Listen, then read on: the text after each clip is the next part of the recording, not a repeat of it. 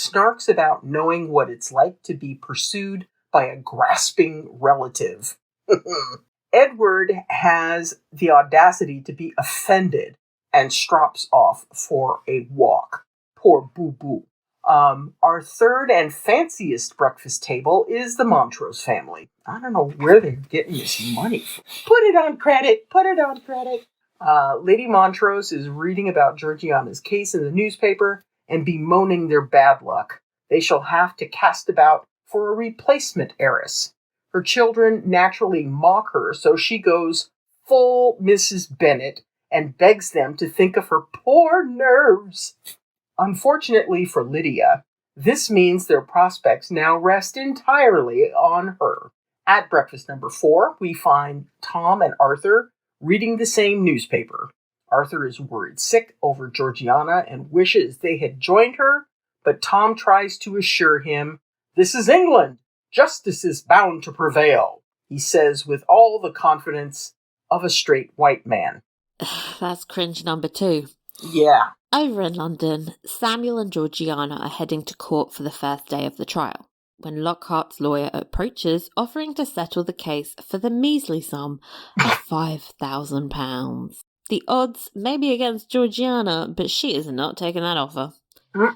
Inside the court, Lockhart is on the stand giving a rather overwrought performance, maybe the world's worst actor.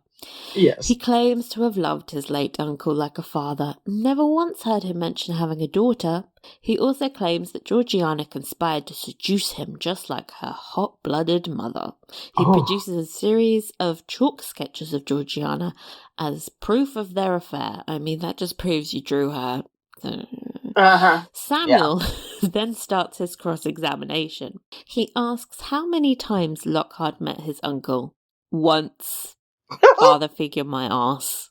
Samuel then produces the last will and testament of Mr. Lamb that clearly states his intentions to leave his fortune to his daughter.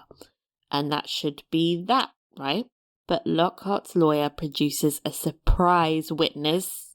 Dun dun dun, Mr. Lamb's physician. He says that in the last 18 months of his life, Mr. Lamb's mind had deteriorated to the point that he barely knew his own name. Lockhart's lawyer then claims that Sidney conspired with Miss Lamb to cheat Mr. Lockhart out of his inheritance by holding the pen in his uncle's shaking hand when the last will was written. Back at Denham House, Mr. Price pays a call on his boo and offers to take her out in his ridiculously dangerous-looking buggy. Lady D refuses on the grounds that she is too old for that shit. Ain't nobody got time for that. No. Price then asks if she will attend Mr. Colborne's shooting party at Hayward Park with him. It's a date, as long as he doesn't bring that ridiculous buggy. Augusta is caught sneaking out but lies to her uncle, telling him she's just going for a walk. But, of course, she is meeting up with Edward. She says she is trying to reconcile the man she knows with his reputation and asks him what his intentions are. He looks befuddled. If he really is changed, Augusta says he will pursue her honorably and try to convince her guardian that he is a worthy prospect. And conveniently, her guardian is hosting a shooting party in which he can win him over. What do you know? Arthur is doing his melodramatic walk along the seaside thing again, so naturally Harry wants to know what's up this time. Arthur declares that Georgiana's ruin is all his fault. As they walk along the coast together, he recounts the events of last season, how he felt beguiled and flattered by Lockhart and regrets ever encouraging Georgie to consider him. Harry tells him that he is not responsible, he was the victim of a con, and jokingly tells Arthur he has done the same thing. Quote, "Given my affections to someone unworthy who later used me ill, were I to list them, Arthur, it would fill 20 volumes. End quote. Mm-hmm. Later that evening, the ladies and Samuel return to the Parkers' London townhouse to debrief. It's fair to say the trial's not going well. You know what won't help the situation at all? The arrival of Otis. But endure him we must. Yeah. He explains that when he read about the trial, he knew he had to come and offer his support, which Georgiana points out can hardly help her secure her fortune. Awkwardly later, he asks if Georgiana loved Lockhart. The cheek, the nerve, the gall, the audacity, and the gumption. Georgiana side-eyes him, but throws him a bone. Quote, "Not in the same way I loved you." And the sad violin music of Lost Love plays in the background. # pure drama. Georgiana tells Otis she's scared to lose her money and to have to exist as a penniless black woman with no safety net. Otis tells her that at least it would mean she could marry for love instead of fighting off fortune hunters, and once again manages to make her emotional distress a play to win her back. This is why you don't talk to exes. In the next room, Samuel is panicking and explaining to Mary and Charlotte that he's never argued a case of this nature or magnitude before. He mostly just deals with petty litigation. They're both like, what? Then why the fuck did you take this case on? He admits he took it on because his brother was doggedly persistent and offered to pay his costs should he lose. This naturally confuses Mary. Why should Georgiana's case be of such interest to Mr. Colburn? Charlotte blushes, then quickly changes the subject back to the case. They have to win. Samuel gets a brain spark and runs out of the room for one last roll of the dice, quote unquote. Back in Sanditon, Tom has decided to approach Lady Denham to discuss the whole knocking down the old town thing. Despite her track record of naysaying literally every addition to the town Tom has ever suggested, she is suddenly 100% on board and suggests Tom should be too if he wants to complete his grand vision for Sanditon. The next day, he tells Mr. Price that he has reservations about the development and wants to revert to his more modest plans, but when Price tells him that the Grand Hotel would increase daily profits 5-fold, well, Tom loses his mind and turns into Scrooge McDuck. Quack. Time for day 2 of the trial, but Samuel is late. He runs in at the last minute and admits he spent the night in gambling houses and drinking dens. This naturally worries the ladies, but there is method to his madness. He has learned that the doctor that testified had actually been practicing medicine in London at the time he claimed to be witness to Mr. Lamb's death. He perjured himself to escape some rather large gambling debts. He also submits into evidence letters from Mr. Lamb to his daughter that showcase a man in full possession of his faculties. Shaky hand, my butt. Yes.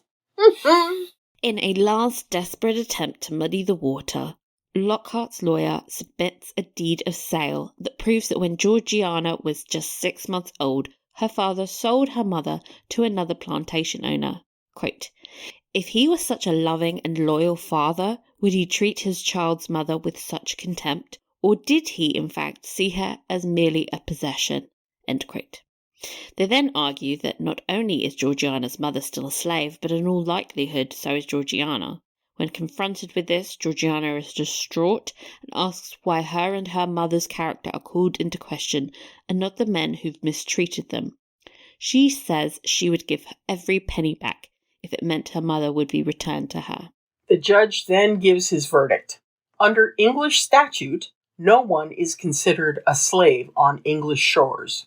As to the claim that her father was not of sound mind when he made his will, that claim has been entirely refuted, so he finds against the claimant, and Georgie gets to keep that blood money. Yippee! Woo-hoo-hoo! Well, back at the London apartment, Georgie and the gang are toasting her victory, and Otis offers her his address so that she can contact him if she ever needs to be kidnapped again, or whatever. Yeah, we have not forgotten, Otis. Thank you very Never much. Forget. Never forgive. Across the room, Charlotte is talking to Samuel and asks why he went so long without speaking to Xander. Finally, some backstory. When their father died, he left Samuel the estate saddled with debt, But Samuel bristled at the thought of being stuck in Sanditon and chose his own path, which left Xander shouldering the familial burden, which in turn led to the eventual destruction of his marriage, although I would say the wife cheating on him might have been more of the issue here, guys. Yeah. Samuel then observes that there is some interesting history between Charlotte and Xander and invites her to their shooting party so she can thank Xander in person. He's such a little shipper. Okay. Yes, he is. The gang returns to Sanditon in triumph. Samuel is greeted by Mrs. Wheatley and the girls, and it suddenly occurs to him that he never asked about her family before. She tells him they were slaves, but were given their freedom when they came to England before she was born. She had the comfort of knowing that her parents loved and respected each other.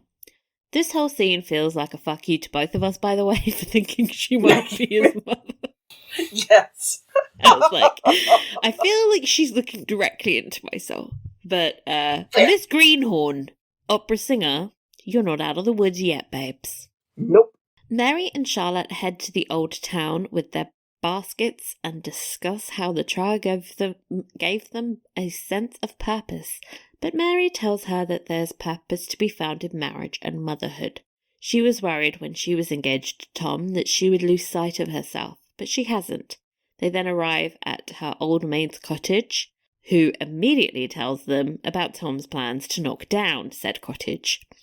It seems like things have gotten out of hand while they were out of town, and Mary is furious. Edward seeks out Beatrice Hankins for some advice. It seems he has caught a case of the feels for the teenage girl he set out to pursue. Gross. But he worries that no one will trust him now. Beatrice tells him I wonder why. I wonder why. Is it all of your previous actions?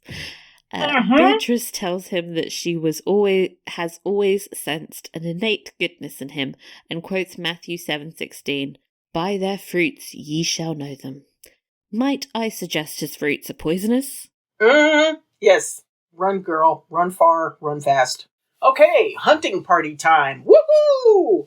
And shout out to the writers for knowing when hunting season is. Clue to Shondaland, it's not in the summer. No. The whole of the county seems to have turned out with their horsies and doggies, and Lady Denham has brought her own beast, her nephew Edward, of course. He seems to have tagged along on her date with Mr. Price. How awkward. Yep. Across the lawn, Lady Susan congratulates Georgiana on her victory, but warns her that society can be merciless and she must do what she can to protect herself. Speaking of, Lady Montrose interrupts them so she can suck up to Georgiana. It seems now her fortune is secure. Lady Montrose can now allow her son to court her. As the hunt begins, Georgie, Harry, and Arthur make a little fun party of three. Georgiana is thrilled to learn that her two friends have become bosom companions. Arthur's words, not ours. And they giggle off into the sunset together. That's the best trio I've ever seen. Not gonna lie. I know, right? Charlotte and Alexander pair off on their walk to the hunt, and she thanks him for going to the trouble of riding up to London and contacting his estranged brother. He shrugs it off as the right thing to do, but they both know he did it for her. Lydia learns that Charlotte used to be the household governess and approaches her for advice. Which is smart, you should judge a man's character on how he treats the help. Lydia explains that while her mother thinks that he would be a good match for her, she finds him rather humorless and stern. Charlotte assures her that there's more to him than first appears and encourages her to talk to him about dogs or horses, which actually makes them sound incredibly dull, but, go with it. Yeah, girl, don't help. But anyway, on to the hunt. Well, we don't actually see anyone fire a gun. It's mostly just a bunch of men walking around serving machismo, but you get the sense they are supposed to be hunting. Colborne and Edward have a pleasant chat, and you can tell Edward is getting his hopes up. Xander then approaches Tom and tells him he doesn't approve of his plans to destroy the old town. Mary agrees with him and says they should be seeking to improve the lives of the people that live there, not ruin them. Truly a mic drop moment. Mr. Price hears this and makes it clear to Tom that women shouldn't be having opinions in front of him.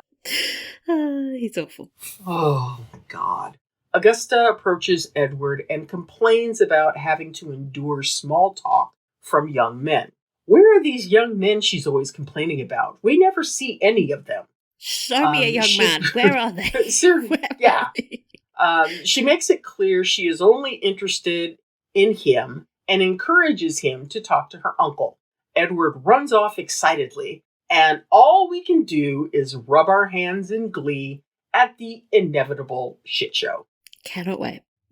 Lady Susan and Samuel Colborne pair off together on their walk and quite quickly start gossiping about his brother and the governess. It seems they're both of the opinion that something must be done. Lady Susan is like, she's not married yet. And they come to a little gentleman's agreement to bring Heybourne back together. Everyone arrives back at Hayrock Park. Lydia, or more likely the feathers on her hat, attract the attention of some very adorable dogs. Colborne sees this and jokes that they seem to have mistaken her for a pheasant. That could be an insult now that I'm thinking about it. Yeah. The two laugh together and go in for tea. Leo, watching on, begrudgingly says, well, at least she likes dogs. Which, I mean, they could do a lot worse than Lydia. She's fab. Yeah. Arthur and Harry are sitting outside having a spot of port. They discuss how similar they are. Harry then starts in on a painfully silly metaphor. In my experience, most men enjoy pheasant.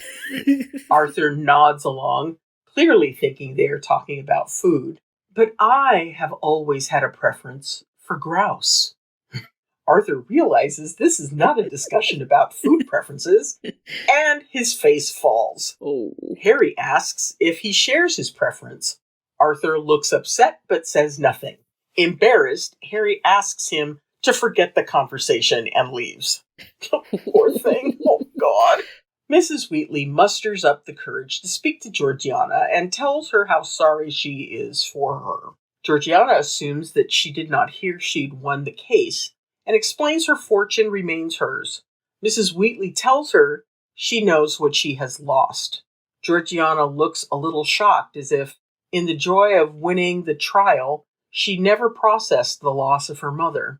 She enters the fancy drawing room at Hayrock Park, and a room full of unfriendly white faces turn to stare at her in judgment. She grabs Charlotte, and they leave.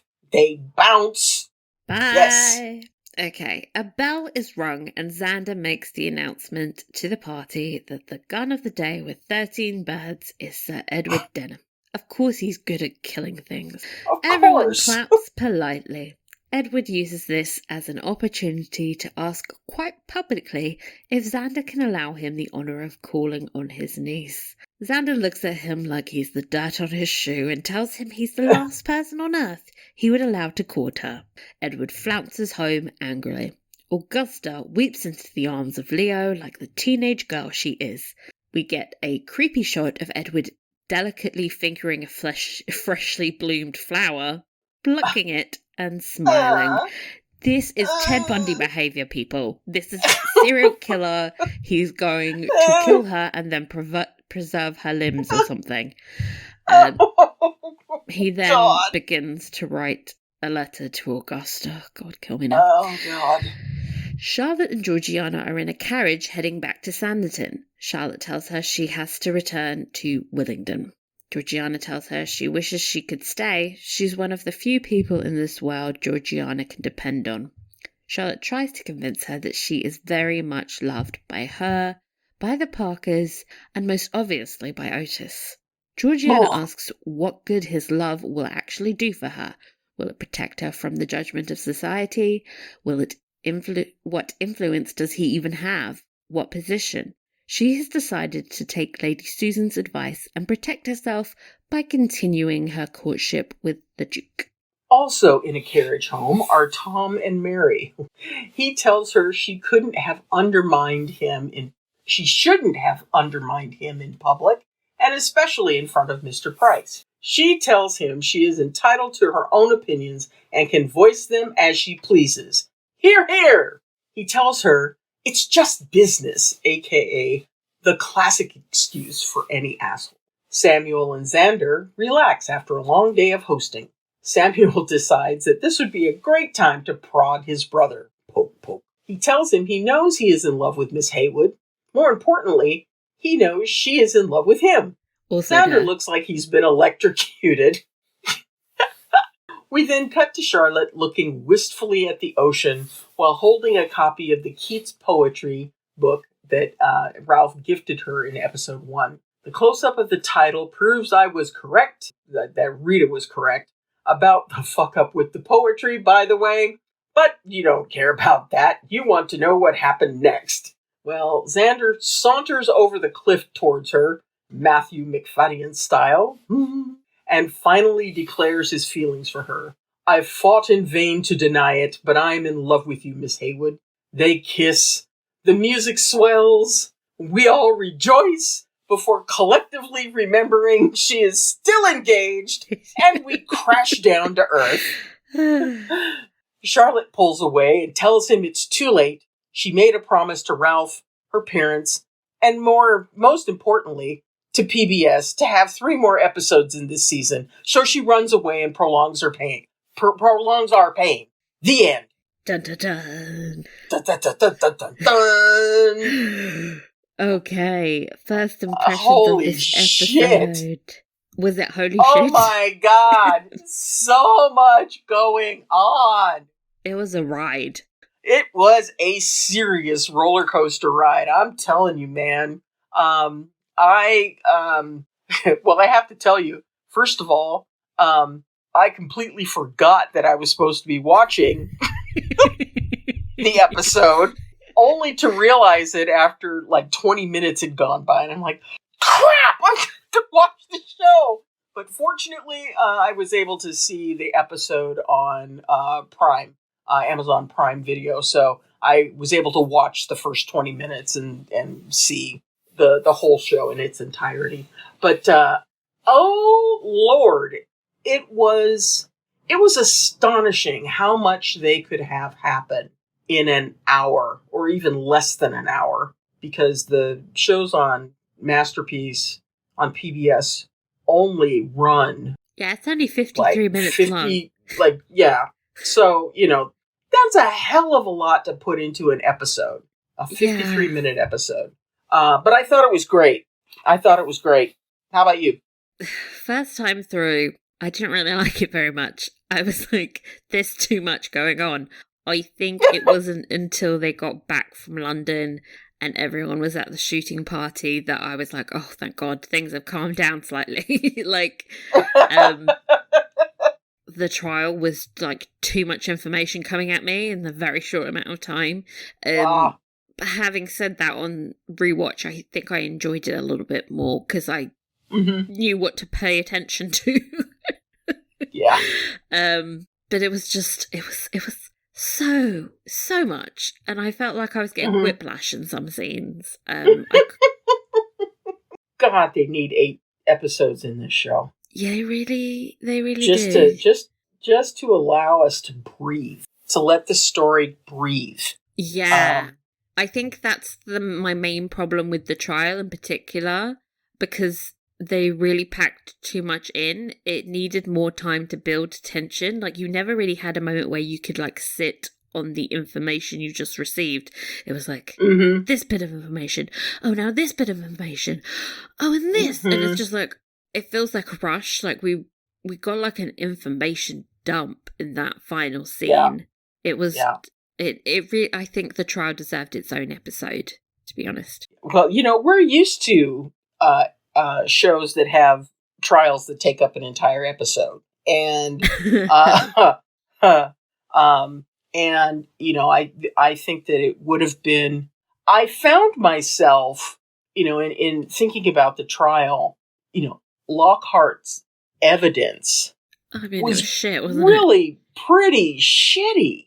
Yeah, he made it sound like, he had some smoking gun that, was going to be, just catastrophic. But, in the end, what did he have? A perjured statement from a doctor Yeah. And bill of sale. Yeah, that's not relevant to the case at all, though. No. So No, it was it like, isn't. I mean, that bit of information would destroy Georgiana, so I understand his comments in relation to that. But it doesn't change anything about the will. So it was bizarre. Yeah. I think, look, the whole thing was a bit of a mess for me. And does the storyline do very much to serve Georgiana's character growth? It just felt like an excuse to have Otis reappear to me, because the case seemed really similar to the one that took place off screen in Antigua. And the big dramatic plot twist was that the guy who owned slaves was a piece of shit. But quite frankly, I think we'd all figured that out already. And I honestly thought we all had assumed that he sold the mother, by the way. Because what other explanation was there to her randomly dropping out of her daughter's life like that and having her father cover it up? Like, once you know she's alive, this is the only reason the only reason why she wouldn't still be a part of Georgiana's life is that or why they can't find her. She was sold out. Yeah. Like, connect the fucking dots, people. This isn't some big dramatic shock. Like, I must be, like, way more cynical than the show expects me to be, because I was just sitting there like, oh, okay, yeah, I thought this is very obvious. But Georgiana was like, oh, my father's a bastard. And we were like, yeah, he owned slaves, hon. What did he... Yeah. My father has done a lot of genealogical research into my family, his side of the family specifically. And, he's made some pretty incredible progress.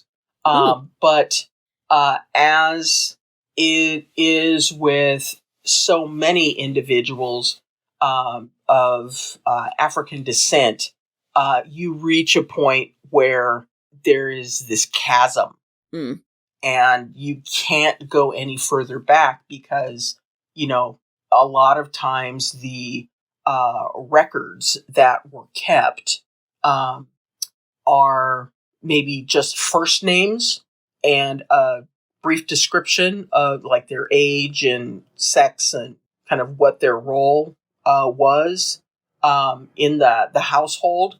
And so unless you have stories that are told from generation to generation to generation to track you all the way back to when you arrived or when your ancestors arrived, there's only so far you can go back. And it's the reality of the slave trade and what the keeping of slaves in America and the Caribbean is all it's all about. It's one of the reasons that folks don't want to teach this stuff in classrooms, because the history is ugly. Oh yeah. And so I really felt for Georgiana in that moment when she heard about the bill of sale, because what does that do? Just that bill of sale basically takes the person who gave birth to you and changes them from your mother to a piece of property that can easily be sold, whenever they want, at their whim. It's not going to change. It's not going to change Georgiana's opinion of her mother, of course, but it's one of these kind of moments of clarity that kind of forces you to encounter the reality of slavery. I think I would have preferred for her to have, instead of having this come out in a trial, for it to have been part of her discovery. She says she has a bunch of people working on the case, searching for her mother everywhere, and they didn't find this bill of sales. Lockhart did. That's bizarre. Yeah. I think by trying to make it into this sort of shocking reveal moment, the show kind of undercut the moment and the emotional impact of it. It's like she had a very delayed reaction to that bit of information. Yeah. It was sort of undercut by her winning the trial. It was sort of like, oh, but we're happy again. Instead of really focusing in on the emotional impact of what this says about her, what she thought was her family. I totally understand the psychology of trying to protect yourself and trying to paint this picture of your father as somebody who's loving and caring and who would never do this, who loved her mother. But people convince themselves of a lot of things to try and protect themselves. Yeah. But I wanted that to mean something, and I felt like the show really did not give it really the attention it deserved. Like, it got... There was so much other stuff going on for Georgiana that it felt like a minor talking point of the episode rather than, like, the moment it deserved. Yeah.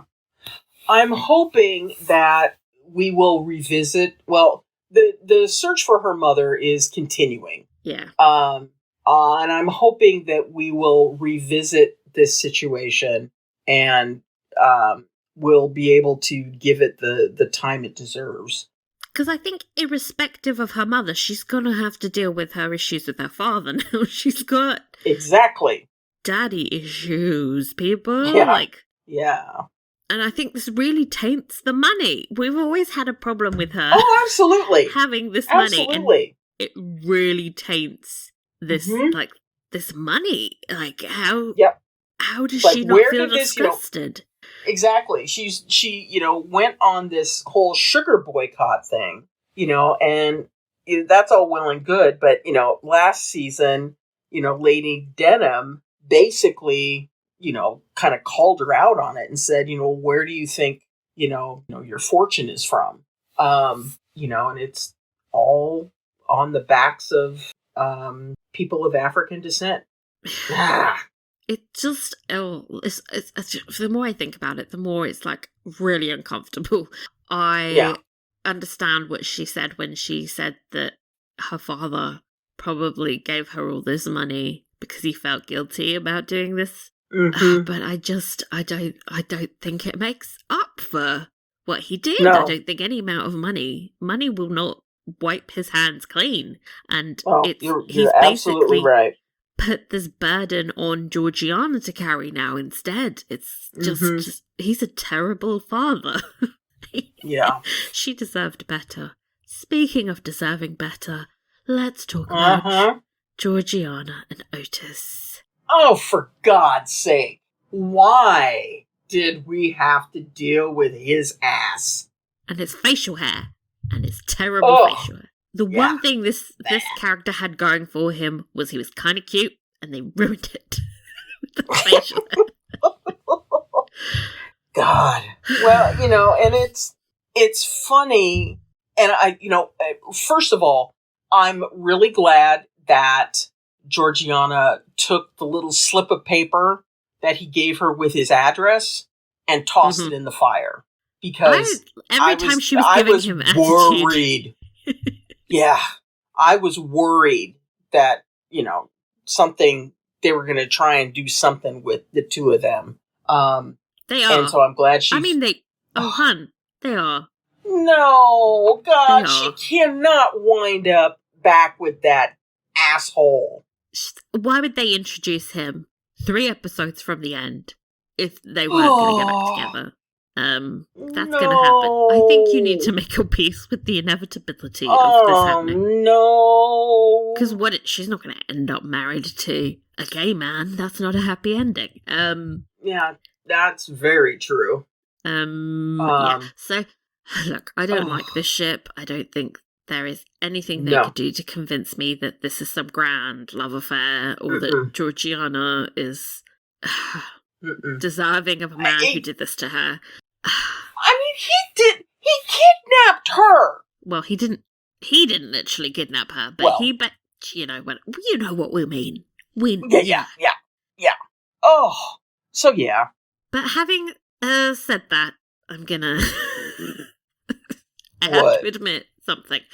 I think, as we discussed in our previous podcasts, the appeal of the Lockhart-Georgiana relationship to me was that I felt that her happiness needed to be built outside of society and their, like, judgmental little bubble, and she needed to value her own happiness and her liberty more than the perceived security, because, like we said, she's never going to be fully accepted by these white people. Right.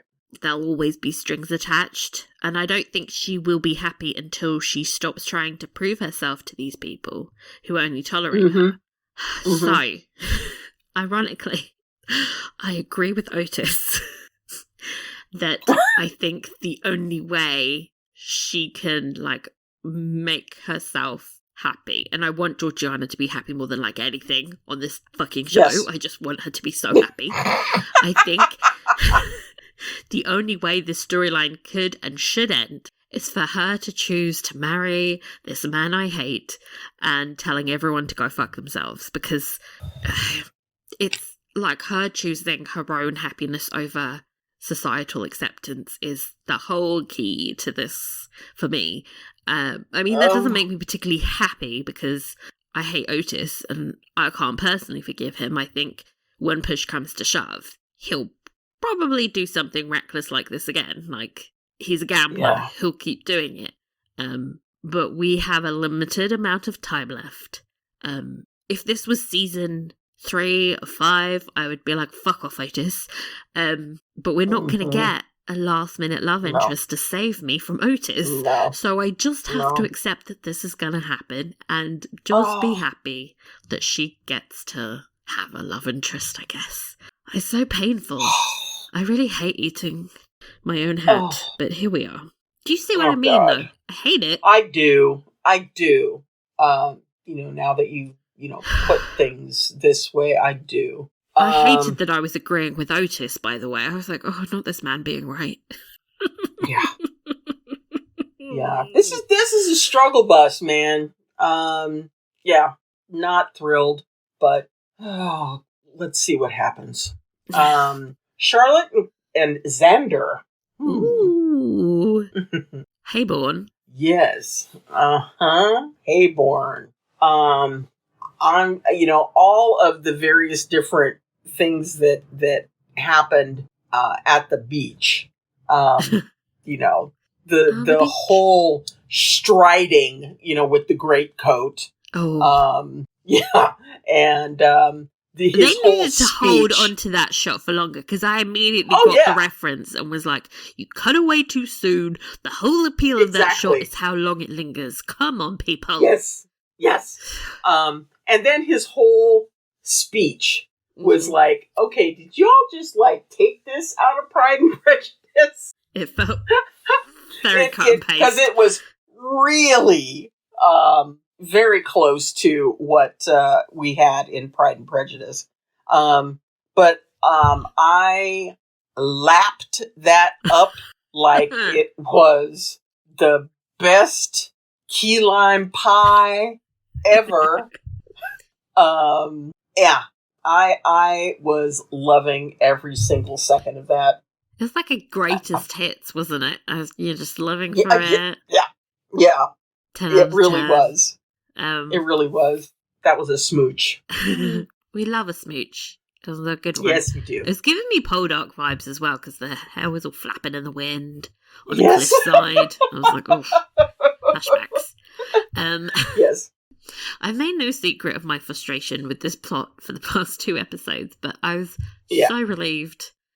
I actually, I think my favourite scene wasn't the kiss, but there's that scene where they're talking at the hunt, where they just have a normal conversation. Mm-hmm.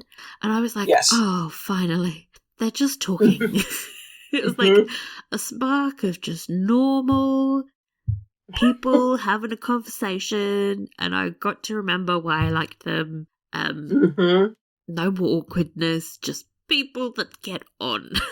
Yes. The relief I felt.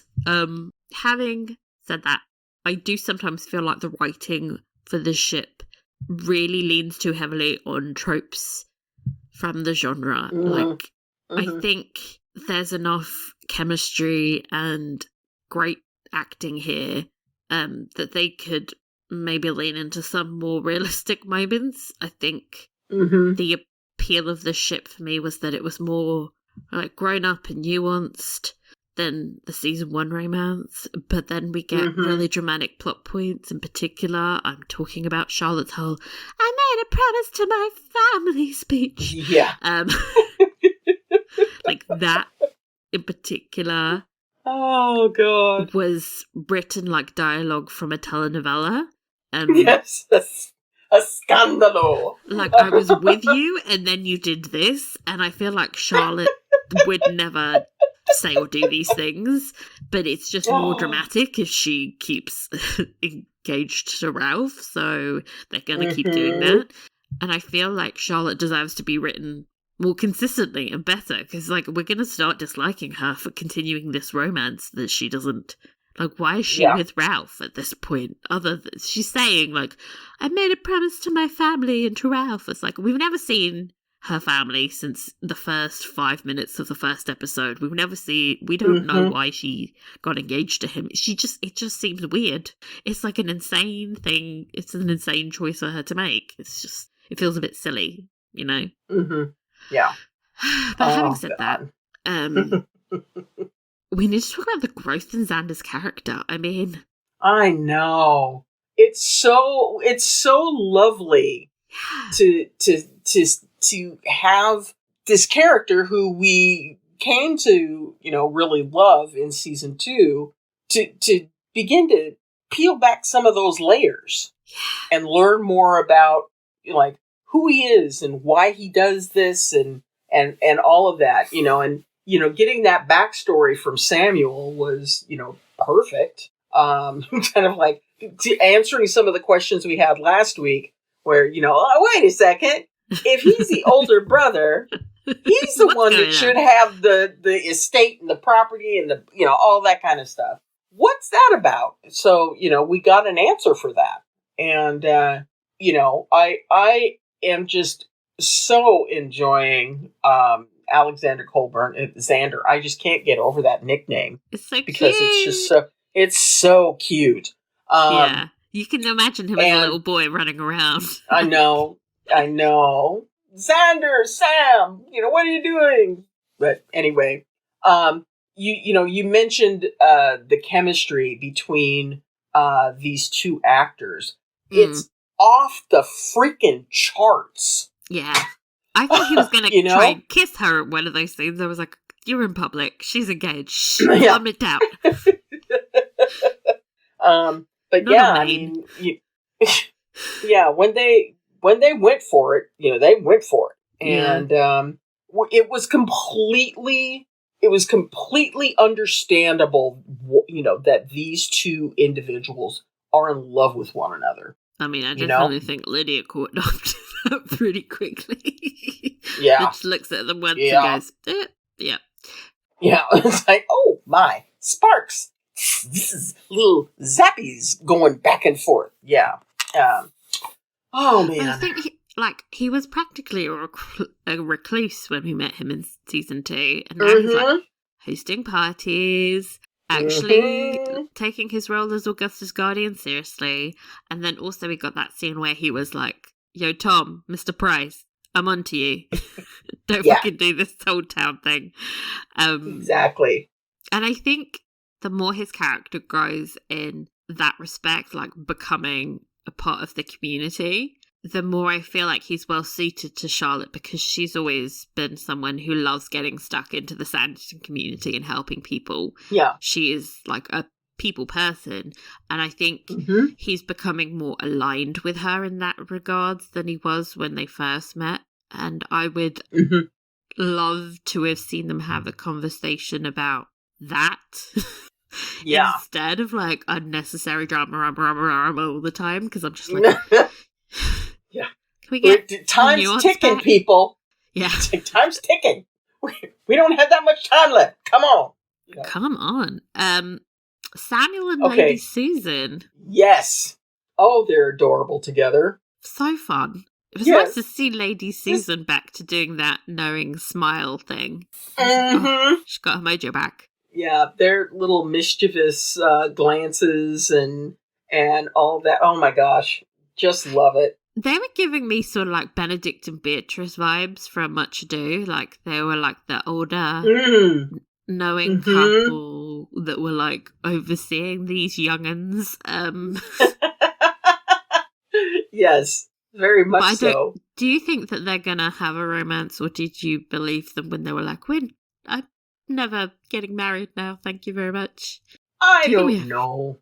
Do we have time for another romance? Like, I don't. Christ. I don't know. I don't think so. I think they would be very delightful together. But I am enjoying their conspiratorial when they clink the glasses machinations together in the background. I'm enjoying their mischievous natures a lot. So if they don't get together, I think they will be fast besties. Yes. I would love a spin-off where they just like went around matchmaking. That would be perfect. Oh God, that would be great. Maybe they can work their magic on Arthur and Harry Montrose, because I'm so sold on them.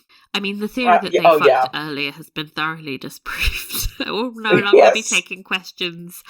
I was wrong about that. Oh no, I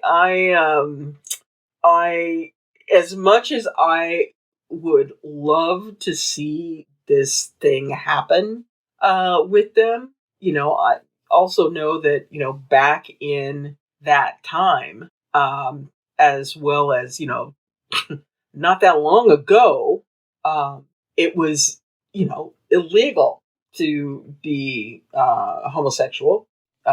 Not really prosecuted that often, though. To be fair, everyone was just sort of like, okay, no snitching.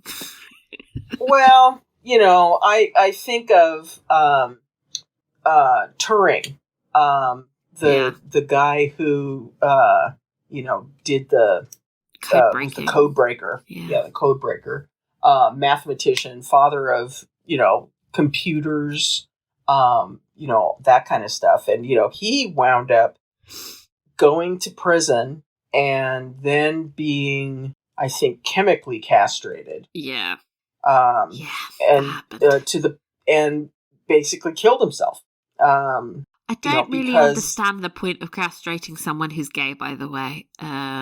Just unusual, cruel punishment factor, but it is really terrible, horrific, and so it would be illegal, and so it would be difficult for the two of them to really. Can't they do that whole old Hollywood thing where they were just pals? They're just roommates. They were just besties. They're roommates, quote unquote. Yeah. They're roommates. Well, maybe they can find a duplex. In the swimsuits together, and you're like, roommates. Maybe they can find a duplex and have a common door and the whole. I don't know. Sing some slow tunes. But Lord Montrose is in trouble. He needs to marry someone with some cash. Yeah, that's a good point. So, I mean, if he doesn't, then, his mother and his sister are going to be up shit creek. I still think Lydia can pull it out of the bag with a multimillionaire if she tried. Maybe Samuel. Ooh. Yeah, but there's no way he has enough money to satisfy her mother. The mother? No, God, no. God, no. Anyway, yes. Good for Harry to have someone treat him as something other than just a fuck up, because his family is like, he's so set in that dynamic.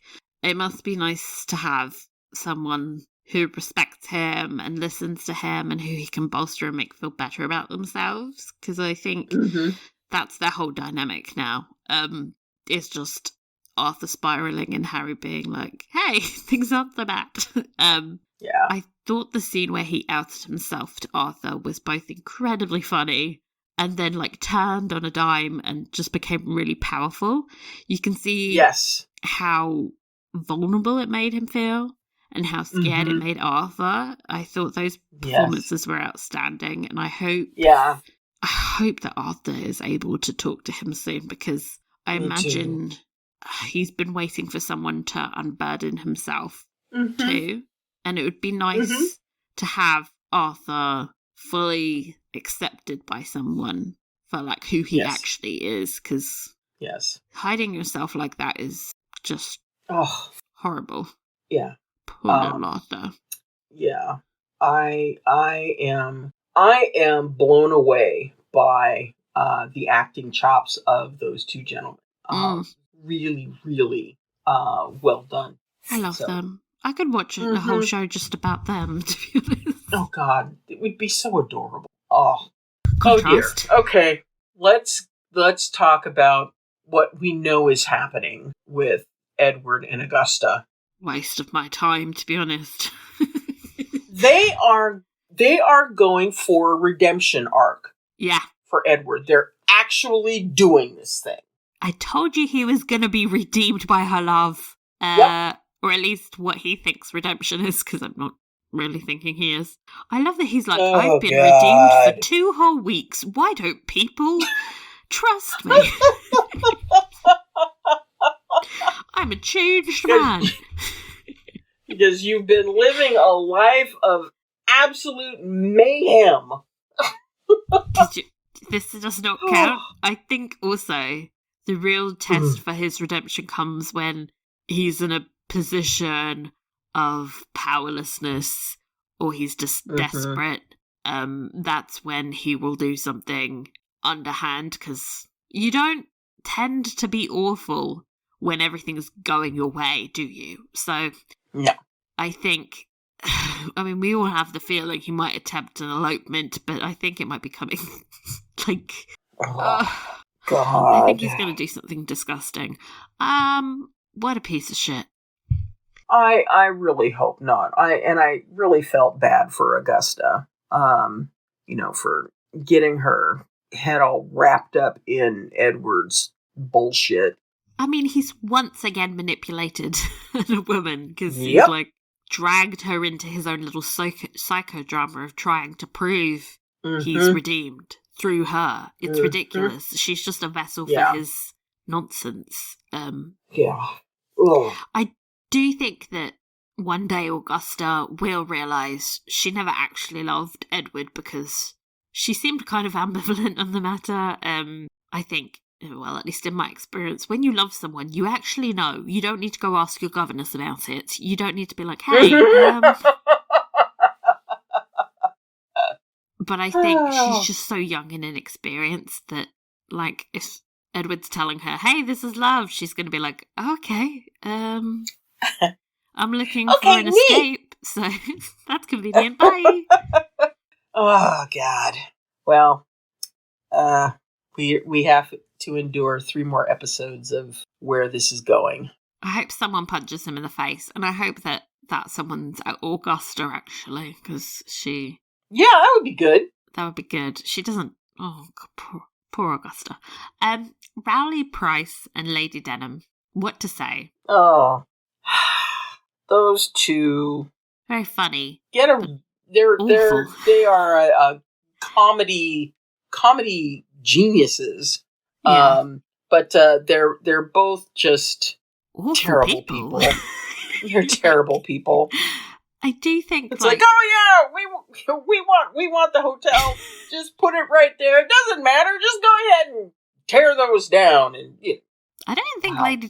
The thing is, like, I think Lady Denham's allowing herself to get so caught up in like the nostalgia of winning back this man who rejected her that she's like completely lost sight of what she would normally say and do. Like, she's had a complete 180.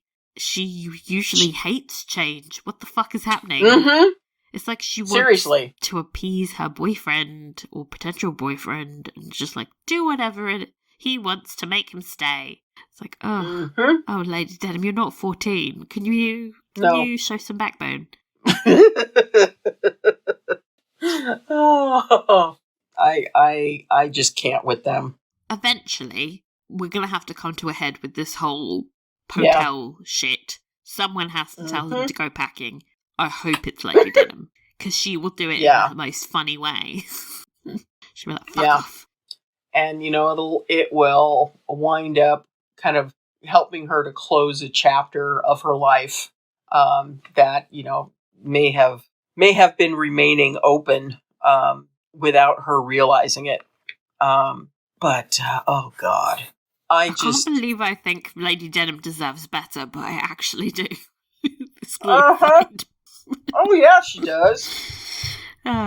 She's a bitter, cranky old lady, but, let her have some fun with someone that's not going to manipulate the hell out of her. Don't trust this man. Okay, so themes. Mm-hmm. I definitely thought wills and legacy. Like, the will part, by the way, made me remember season 1. Remember when everyone was fighting over Lady Denham? Like, she was going to drop dead at any second, and they were like, burning the will. It gave me a little bit of nostalgia to have that come back. Like, oh, yes, the sociopaths are busy. Yeah. I think, like we said earlier, the inheritance and the legacy of what Georgiana's fathers did was way too high a price to pay. And it was great to have the show actually confront that because the money might help her survive in the short term, but the emotional impact and like the legacy of slavery itself just lingers everywhere on this show and in the world and our society. And we try to paper over the cracks, but there's a bunch of generational trauma that we still haven't dealt with. And I think it's good that the show's addressing this, because I think some of the conversations around this in season 1 weren't very insightful. It was just like pineapples and your mother was a whore, Yeah, that kind of thing. No, I agree with you. I think that this show has really been upfront, at least this with this season particularly, has really been upfront about the fact that there is this wound, for lack of a better analogy. There's this wound that has never healed. When apartheid ended in South Africa, and Mandela was released, and ultimately he was elected president. They wound up having these reconciliation trials. I know that's not the right term for it, but they took the time to reconcile not everything, because that history is long and it's going to take time, but they did not just go, okay, black people, now. You guys, you've got the rights and all that kind of stuff, so everything's great. Let's move on. I think it's a really important part of healing is to face up to what happened. You can't move past something if you don't talk about it. At least that's what I think. Yeah, and I completely agree with you. And so, I really applaud the show for doing this. Yeah. And showing the importance of coming to terms and reconciling. It's not that, we are, and I've tried to say this before to folks when talking about, a lot of the social justice stuff that has been going on since George Floyd's murder, that I don't want an apology. What would that do at the end of the day? I don't want an apology. I just want there to be some kind of recognition of the the history and the reality of our history. And, not just sugarcoat it. George Washington chopped down a cherry tree. Well, no. He did a lot of things, but he also owned slaves, So, anyway, God, we don't need to get into this whole political discussion. Sorry, everybody. No, but I think it's important that the show tackles this because honestly, a lot of the period dramas we watch sort of gloss over the realities of this period of time. Yeah. And absolutely. You can add as many black people into your glossy period dramas as you want, but we need to also confront reality sometimes, One of my favourite exchanges in the show actually was when Xander was saying, like, you wouldn't believe what they're saying about Miss Lamb. And then Miss Wheatley was like, I suspect I would, sir. I mean, yes. Miss Wheatley is just like, this actress is perfect. She's so awesome. Try a reply. But I also just love her backstory as well because it feels like finally she became more than just like the black maid stereotype from last season. She was like a fully fleshed person that was among us. That all the white people suddenly discovered this episode. They were like, hey, what's your story? I also loved that they had Georgiana and her speak to each other. We've never really, the first sign of two black people talking to it, other than two black women, so we say. Yeah, yes, there we go. And they had a woman who had like a happy, healthy childhood despite all the trauma that her parents had gone through, and she has like a pretty decent life for herself. She's employed in this household where she's respected and cared for, and she has like a great relationship with Leo and Augusta. And I think it's important to have that contrast as well, that like it's not, Georgiana's gonna be miserable forever and her children are gonna carry this burden. It's like, hopefully one day she can have children of her own who will know loving parents and won't have to face the struggles that she did, because as more time goes past, there are more opportunities for people to heal, and I think that's also an important part of what they're showing. It's not just all depression. Yes, totally agree.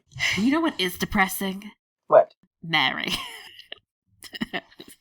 And that's why I think one of the very important themes, I think, throughout this season has been what Mary's been trying to articulate in each episode. Like, she's not just a support player in Tom's life, and she wants to assert her own opinions and herself.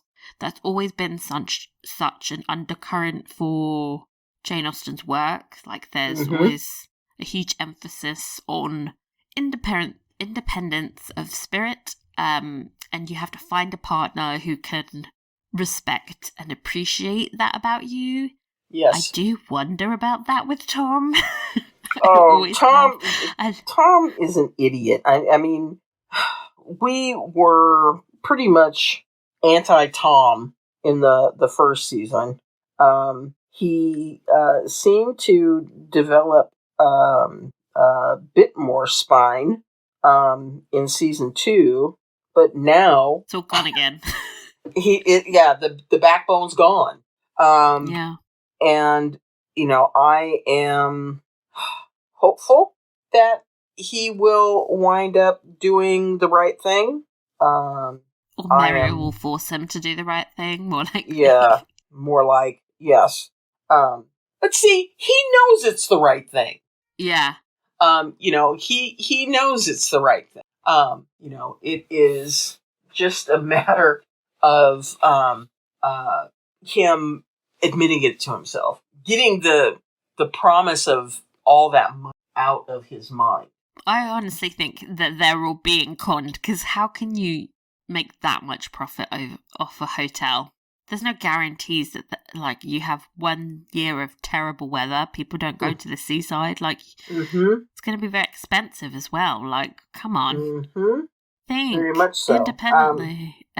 Yeah, and, it's like, he is trying to compete with Bath. Hey, I've been to Bath. You can't compete with Bath. I mean, come on.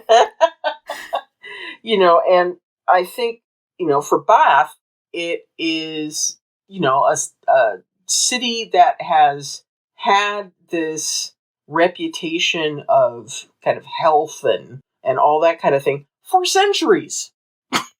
Oh, pre-Roman. That's thousands of years of nonsense. Yeah. Yeah. It's like, dude, you're just like standing up this town that, that sprang up out of basically almost nothing. And you can't just throw all of this stuff together and go, yeah, everybody's going to come here. It's going to be great. And then put all of your trust in, having this, really super luxury hotel. There's no guarantee you're going to have people come. There really is. He's sort of thinking that this is like easy money, and there's no such thing as easy money. You gotta. It takes time and work, and he's trying to sort of and capital game the system. Yeah, it's ridiculous. And it's like, dude, you have no capital. Has he even paid back Eliza? By the way, oh God, who knows? I'm like, it's only been a couple of months. Timeline-wise, from the beginning of season 2. So he was complaining that he needs to, I need to be extra cautious so that we can pay Liza back. And now it's like October and he's like... How's that doing, sir? That's a bias. I think the timeline being so close together is also like making this look really silly. A lot of storylines look silly because it's like a couple months ago you weren't saying this. Like, it's been 2 months since the sugar boycott. You ended slavery yet? No. Okay. No, not quite. So yeah, that will be an interesting relationship to kind of follow and see how things go. Last theme, man's capacity for change. So I noticed that we got 2 different lines about this. Lady Denham asked at the start of the episode, I sometimes wonder if men possess the capacity for change, or if your natures are fixed at birth. And then like midway through the episode, Augusta said, no man is irredeemable, Sir Edward. And I was like, oh girl. It's interesting that we got such different takes, and one of them's from a young naive gal, and one is from someone who's, let's say, touch more experienced. I mean, still making some bad choices. Yes. But it was like 2 ends of the spectrum. Mm-hmm. I definitely lean more towards Lady Denham. Sure, some people are redeemable, some people aren't. Yeah, I mean, I am definitely a person that believes that people can change. However, I'm going to have to see more consistent results than 2 weeks. Thank you. It's like, it's not something that can happen overnight. And it's something that you have to work on in order to make a significant change in your life. Dieting or exercise. You don't just wake up one morning and go, okay, today I'm going to start exercising and it's going to be great. And, you may wind up having that kind of moment of clarity. But honestly, it takes work to get to the point where you are able to go to the gym every day and do your thing. That's why they call it a lifestyle, baby. It happens every day, not just once in a while. That's not even a habit, really. So, I mean, as far as the characters on this show, and specifically of Edward, his behavior has been criminal. He should be in jail, yeah. Yeah. And, for them to have us believe that he is going to redeem himself by the end of this season, which, as far as the timeline goes, it can't last that much longer as far as the amount of time that is passing. Yeah. It's not like we're going to see, what happens in a year.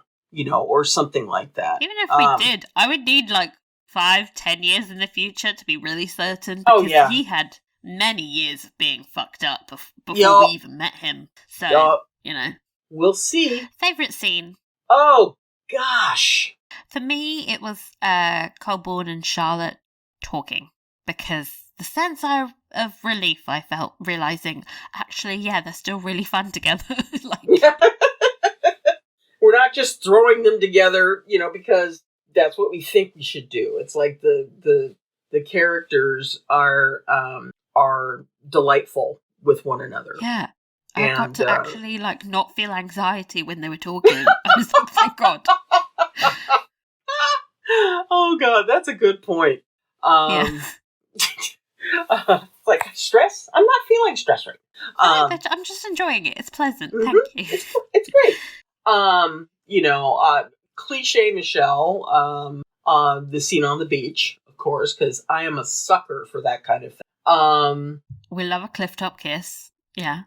But I, thinking about the rest of the show, I loved the scene with Arthur and Henry. I thought I think that was probably my favorite. It was so incredibly well done. I rewatched it the most, actually, but Mm-hmm. Least favourite for me, it was everything to do with the trial, and any time Otis was on screen, I don't like looking at his facial hair. Even though I was agreeing with him, I was like, I can't look directly at it. No, I would have to agree. I really could have done without having Otis return. I don't feel like it added anything to the episode other than they needed to introduce him back before the end of the season. They were just like, quick, shove him in here. He's not actually helping with the trial, but, he's there. Yeah, we gotta get him in here because, that's who we're gonna get her all hooked up with in the end, because, we need someone. Yeah. Yeah. Favorite costume? Favorite costume? It's not so much the costume, it's the bonnets. Oh, the bonnets. Oh, the bonnets. We had so many magnificent bonnets during the shooting party. I mean, the shooting was just a tour de force in accessories. Just amazing. Yeah. I was completely distracted by the bonnets and really didn't pay attention to costumes. How about the you? one costume that stands out in my mind was Tom's orange outfit. He showed up. Everyone else was in their their browns, their autumny shades, and then Tom shows up in this bright orange Willy Wonka style ridiculous look. He's gone full Scrooge. Like I said, Scrooge McDuck. He's gone full ridiculous. It's he turned into Donald Trump or something. He's like, I'm rich. Oh, Lord. I must show it. Oh, God. Yeah. It's it is the costume equivalent of the gold toilet, It is. Oh, Lord. That's hilarious. Performer of the episode. I want to say Georgiana, Crystal Clark. Is that her last name, Clark? Yeah. Yeah, Crystal Clark. I thought I really enjoyed her scenes. Not so much during the trial, but afterwards. Afterwards, yeah. Yeah, afterwards. I thought she did a great job. I thought that Henry and Arthur were fantastic in this episode as well. They're such my cuties. Yes. I love them. Yeah, how about you? I'd pick Ben Lloyd Hughes because he went full Mr. Darcy, and I was living. His hair was floppy. Yeah. The way that he just turned his back on Edward, I was like, this is the hottest thing I've ever seen. Yes. Yes. You're the last person I would be. Oh, I was like, living. And then it's very hard to live up to Matthew McFadden, but he almost did it. Almost. Mm-hmm. If they had let that shot run longer, yeah, Oh yeah. I do think the cinematography and everything was much better in Pride and Oh. Prejudice, but this is a low budget TV show, so we'll just let it go. Yeah. It was giving. Mhm. So Yeah. that's my choice. Like when I think when I rewatch the show, because I probably will, that's the performance I will enjoy the most. Oh yeah. On rewatch. Yeah. I can't tell you how many times I watched the scene in Pride and Prejudice of Matthew McFadden in that field. Oh yeah. I really want to rewatch the show anytime. Like I remember anything from the movie, not the show. I want to rewatch the movie anytime somebody reminds me of it. I'm like, oh god, I haven't seen it in minutes. I need to rewatch. Yeah. Yeah. How many Antigua Black pineapples out of 5? You always sound like you're being Sophie's choice. I would give it 3.5. Ooh. Yeah. I started off at a 2.5 because I was like, I only liked half the episode, but I've bumped it to a 3. Okay. Which sounds harsh by my usual standards, but I really didn't like the trial, and that was a good 40 minutes of the episode. Yeah. Oh God, seriously? Yeah. Yes, the hunting was magical, and I loved everything about it, but that's still a large chunk. Yeah, that's crazy. So, I think I'm being generous with a 3. Okay, so that's all from us today. Keep an eye on the feed tomorrow because we'll be back with another bonus podcast where we will read out your emails and dive into another spiral over the description for episode 4. Woo! In the meantime, stay safe, everybody. Bye. Bye.